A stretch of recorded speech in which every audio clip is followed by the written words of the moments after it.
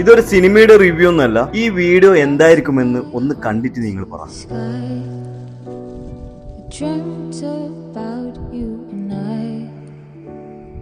But now I have to say goodbye, 'cause it's my time to.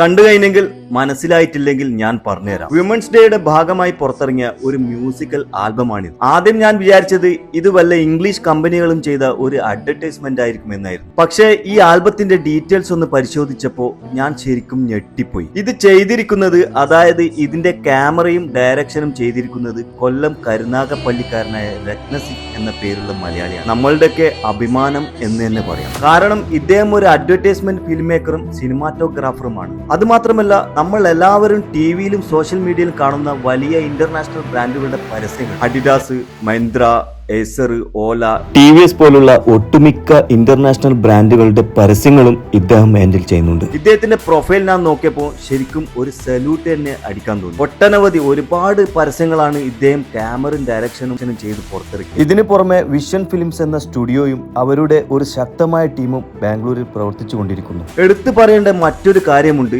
Sheethal ദേവി എന്ന കൈകളില്ലാതെ ജനിച്ച ഒരു പെൺകുട്ടി നിങ്ങൾ സോഷ്യൽ മീഡിയയിലും മറ്റും കണ്ടിട്ടുണ്ടാവും. അവളുടെ നാട്ടിൽ പോയി അവളുടെ ജീവിതത്തെക്കുറിച്ച് ഒരു ഡോക്യുമെന്ററി ഇദ്ദേഹം ചെയ്തിട്ടുണ്ട്. അത് പിന്നീട് അമിതാഭ് ബച്ചൻ അവതാരകനായ കോൻ ബനേഗ കരോഡ്പതി എന്ന പരിപാടിയിലും പ്രദർശിപ്പിക്കപ്പെട്ടു.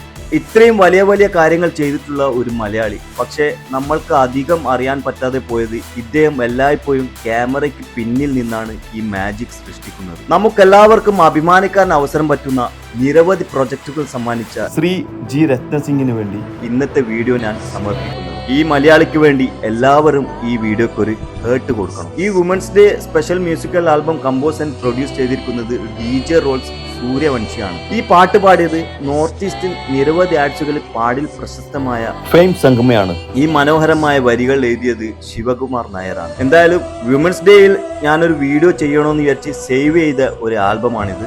അദ്ദേഹത്തിന്റെ പ്രൊഫൈൽ ലിങ്ക് ഞാൻ മെൻഷൻ ചെയ്യുന്നുണ്ട്. ഈ മ്യൂസിക്കൽ ആൽബം കാണാൻ വേണ്ടി അതിന്റെ ഫുൾ ഡീറ്റെയിൽ ഞാൻ ഈ വീഡിയോയിൽ ഡിസ്ക്രിപ്ഷനിൽ കൊടുത്തിട്ടുണ്ട്. കണ്ടിട്ട് നിങ്ങളുടെ അഭിപ്രായം ഒന്ന് ഈ വീഡിയോയിൽ ഷെയർ ചെയ്യും.